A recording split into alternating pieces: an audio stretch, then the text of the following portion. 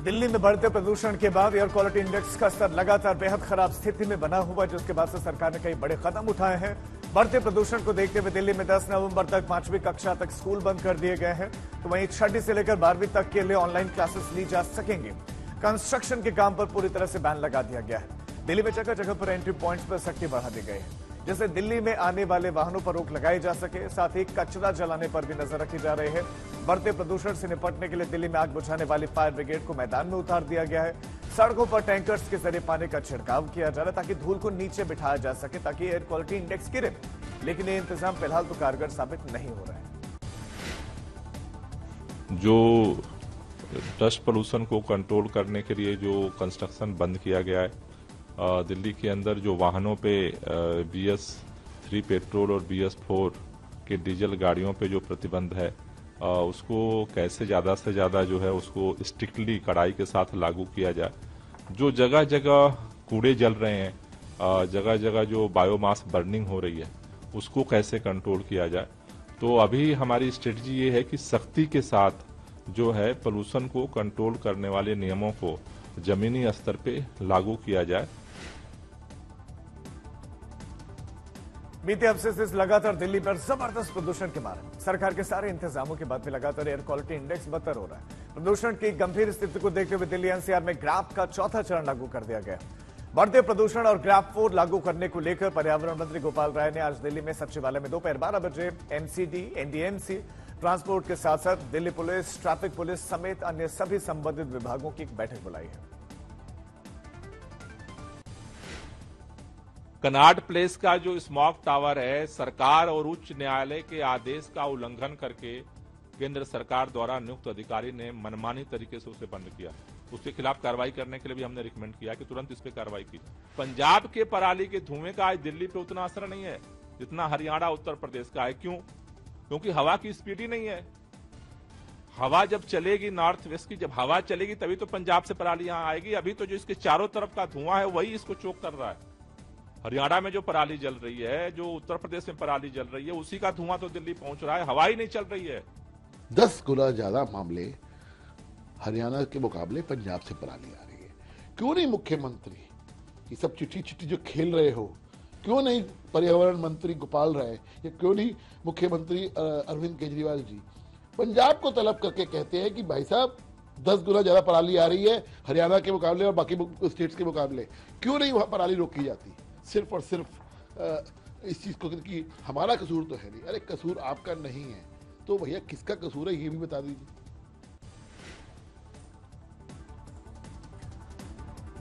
दिल्ली में बढ़ते प्रदूषण के मार से बाजार में एयर प्यूरिफायर की बिक्री बढ़ गई है। राष्ट्रीय राजधानी में प्रदूषण का स्तर खतरनाक स्थिति को पार कर चुका है। प्रदूषण को देखते हुए डॉक्टर्स ने लोगों को मास्क पहनने और अपने घरों के अंदर एयर प्यूरिफायर का इस्तेमाल करने की सलाह दी है, और इससे बाजार में एयर प्यूरिफायर की बिक्री में जबरदस्त इजाफा देखने को मिला। और एयर प्यूरिफायर की बिक्री में पिछले साल की तुलना में 70% की बढ़ोतरी दर्ज की गई।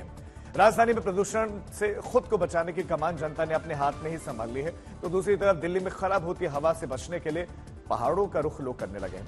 मैदानी राज्यों की आबो हवा में प्रदूषण का जहर घुला हुआ है, तो लोग उत्तराखंड और हिमाचल प्रदेश जैसे पहाड़ी राज्यों में जा रहे हैं, और इससे इन राज्यों में पर्यटन स्थल एक बार फिर से पर्यटकों से गुलजार हो गए। दिल्ली, पंजाब और हरियाणा में प्रदूषण का स्तर बढ़ा है, जिससे पर्यटक काफी संख्या में मनाली समेत दूसरे पर्यटक स्थलों पर पहुंच रहे हैं। बढ़ते प्रदूषण ने राजधानी दिल्ली ही नहीं बल्कि देश की आर्थिक राजधानी मुंबई की भी हालात खराब कर रखी है। जैसे जैसे मौसम बदल रहा है वैसे वैसे मुंबई में हवा की गुणवत्ता में गिरावट दर्ज की जा रही है। मुंबई में बढ़ते प्रदूषण के कारण लोगों को परेशानी हो रही है। बिगड़ते AQI को देखकर बॉम्बे हाईकोर्ट ने स्वतः संज्ञान लिया है। दरअसल मुंबई में प्रदूषण की बिगड़ती स्थिति को देखते हुए एक याचिका दाखिल की गई। 3 जनित याचिकाएं कोर्ट में पहले से उन पर सुनवाई चल रही थी। फिर मामले की सुनवाई करते हुए चीफ जस्टिस DK उपाध्याय ने कहा कि शहर में वायु गुणवत्ता सूचकांक हर दिन खराब होता जा रहा है। मुंबई में किसी भी इलाके में हवा की गुणवत्ता बेहतर नहीं है। हाईकोर्ट ने केंद्र सरकार समेत महाराष्ट्र सरकार, BMC, महाराष्ट्र प्रदूषण नियंत्रण बोर्ड के साथ साथ केंद्रीय प्रदूषण नियंत्रण बोर्ड से भी इस बारे में जवाब मांगा है।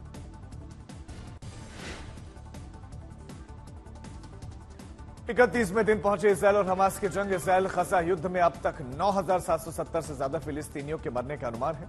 इसराइल ने गजा में युद्ध विराम की बढ़ती मांग को खारिज कर दिया है।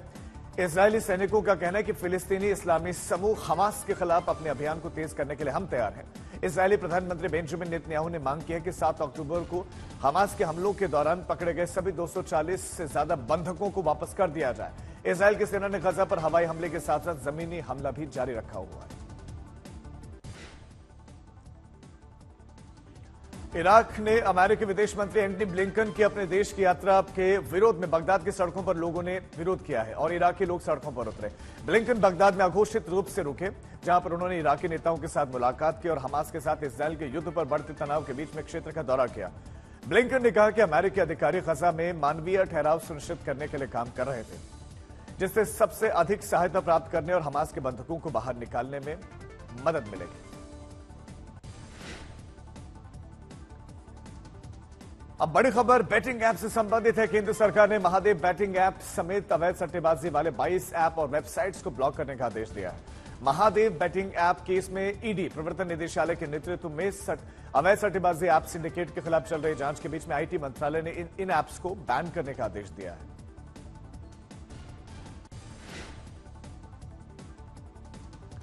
महादेव ऑनलाइन सट्टेबाजी ऐप मामला तब सुर्खियों में आया जब ईडी ने दावा किया कि उसने एक कैश कुरियर के ईमेल स्टेटमेंट को रिकॉर्ड किया है, जिसमें यह खुलासा हुआ है कि छत्तीसगढ़ के मुख्यमंत्री भूपेश बघेल ने यूए में स्थित ऐप प्रमोटर से कथित तौर पर 508 करोड़ रुपए लिए थे।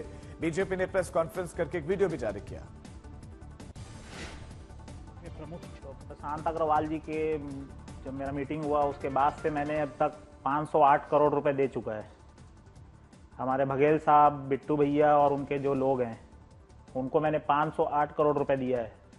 उसके बाद भी मेरा काम नहीं हो रहा है, मेरे काम में डिस्टर्बेंस हो रहा है इतना ज़्यादा। मैं इतना परेशान हो गया हूँ इस सिस्टम से, अब क्या करूँ समझ नहीं आता है। जारी वीडियो में भूपेश बघेल ने ट्वीट करके मुख्य आरोपी को पहचानने से इनकार किया। सीएम बघेल ने लिखा कि यह कोई रहस्य नहीं है कि यह वीडियो क्यों आया है और कैसे आया है, और यह भी समझना कठिन नहीं है कि एन चुनाव के वक्त में ऐसा बयान बीजेपी को फायदा पहुंचाने के लिए ही जारी किया गया है, और यह भी हर कोई समझ रहा है कि ईडी को हथियार बनाकर ऐसा किया जा रहा है। दरअसल बीजेपी अब ईडी के सहारे ही चुनाव लड़ रही है और मुझे बदनाम करने के लिए ईडी का इस्तेमाल कर रहे हैं। पहली बात तो यह कि मैं किसी भी इस तरह के व्यक्ति को नहीं जानता और न मैं इससे कभी भी मिला हूं, जैसे कि वो दावा कर रहा है। वो किसी भी सभा समारोह का हिस्सा रहा हो तो मैं नहीं कह सकता। दूसरी बात यह कि ये व्यक्ति दावा कर रहा है कि वो महादेव ऐप का मालिक है। आश्चर्य की बात है कि ये बात महीनों से इस मामले की जांच कर रही एजेंसी ईडी को भी अभी तक नहीं पता थी, और 2 दिन पहले तक ईडी उसे मैनेजर बता रही थी। छत्तीसगढ़ की जनता सब जान रही है, समझ रही है। वो बीजेपी और उसकी सहयोगी ईडी को चुनाव में करारा जवाब देगी।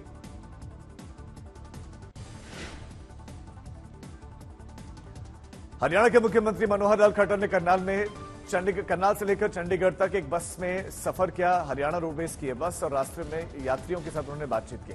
खट्टर अपने जनसंवाद कार्यक्रम के तहत करनाल में थे और उन्होंने टिकट खरीदा और फिर चंडीगढ़ जाने के लिए हरियाणा परिवहन निगम की बस में सवार हो गए। ये बस दिल्ली से जम्मू कश्मीर के कटरा के सफर पर निकली थी। राजस्थान के मुख्यमंत्री अशोक गहलोत ने केंद्र सरकार पर राजनीतिक लाभ के लिए जांच एजेंसी के दुरुपयोग के आरोप लगाए हैं। सीएम गहलोत ने इसे चिंताजनक बताया और बीजेपी पर चुनाव में पैसे बांटने का आरोप भी लगाया। ईडी वाले ट्रांसपोर्ट करें मनी को जब बांटेंगे हमें हराने के लिए, ये आरोप लगाना कि नौबत क्यों आई। और जो छापे पड़ रहे हैं ईडी वाले खुद ही पकड़े गए राजस्थान में, तो पूरा कंट्री में मैसेज गया है कि ईडी वाले खुद ही पकड़े जा रहे हैं।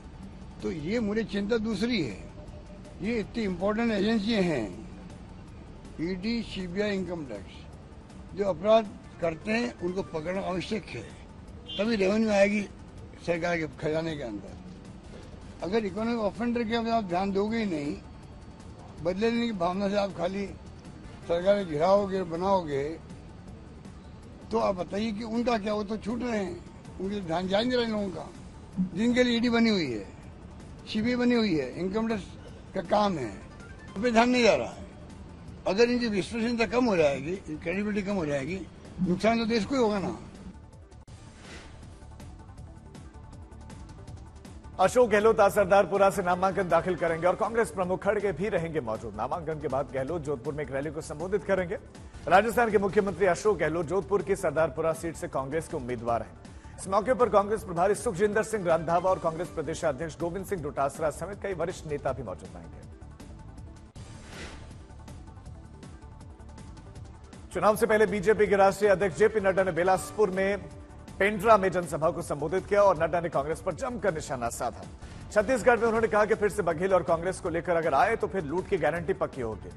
जेपी नड्डा ने कहा कि जहां पर कांग्रेस की सरकार होगी वहां पर भ्रष्टाचार और अत्याचार होगा, इसीलिए अब इस अत्याचार को ना सहे, सरकार को बदलना जरूरी है। वहीं जेपी नड्डा ने बीजेपी के चुनावी घोषणा पत्र को बताते हुए किसान वर्ग, महिला वर्ग, युवा वर्ग को साधने की कोशिश की और साथ ही आवास के मुद्दे पर भी प्रदेश की सरकार को जमकर उन्होंने घेरा।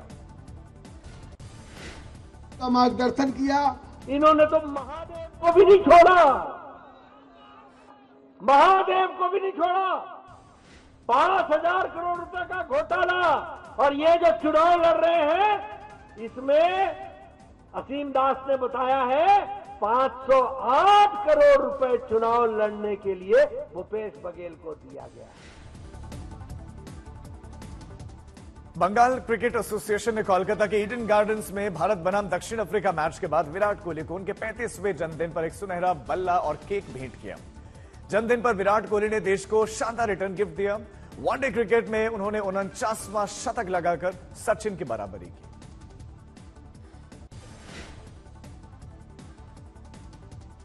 भारत की जीत और विराट कोहली के 49वें शतक पर प्रधानमंत्री मोदी ने ट्वीट करके बधाई दी। पीएम ने ट्वीट करके लिखा कि हमारी क्रिकेट टीम एक बार फिर से विजयी हुई है। दक्षिण अफ्रीका के खिलाफ शानदार प्रदर्शन के लिए टीम को बधाई, बढ़िया टीम वर्क। उन्होंने आज शानदार पारी खेलने वाले विराट कोहली को जन्मदिन पर शानदार तोहफा भी दिया।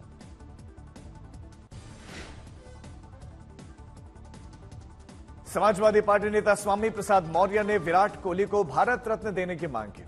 भारत की जीत के बाद स्वामी प्रसाद मौर्य ने ट्वीट करके लिखा कि विराट की विराट उपलब्धियां और विश्व के सारे रिकॉर्ड ध्वस्त करते हुए नए रिकॉर्ड्स बनाना, नए कीर्तिमान बनाने वाले विश्व क्रिकेट के हीरो विराट कोहली को भारत रत्न दिए जाने की उन्होंने मांग की और महामहिम राष्ट्रपति से और प्रधानमंत्री नरेंद्र मोदी से उन्होंने ये मांग की है, ट्वीट किया है। सोनीपत से एक दिल दहला देने वाली घटना सामने आई, जहां पर पड़ोस में रहने वाले दबंग युवकों ने महिलाओं पर हमला कर दिया। हमले के कारण 2 की हालत गंभीर बताए जा रहे हैं और एक का इलाज रोहतक पीजीआई में चल रहा है। वहीं दबंग की ईंट पत्थर बरसाने का सीसीटीवी फुटेज भी सामने आया है।